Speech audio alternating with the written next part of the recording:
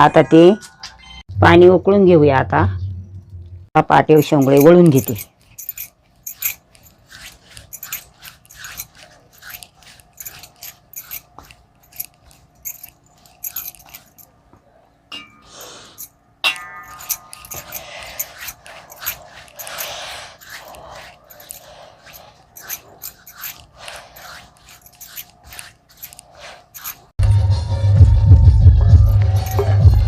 हे थोडे शेंगदाणे पण त्याच्यात मिक्सर करायचे.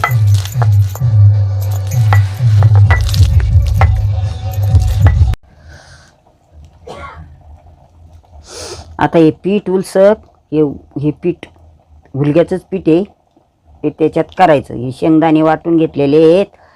हे चवीनुसार रसा घट चिकन होतो.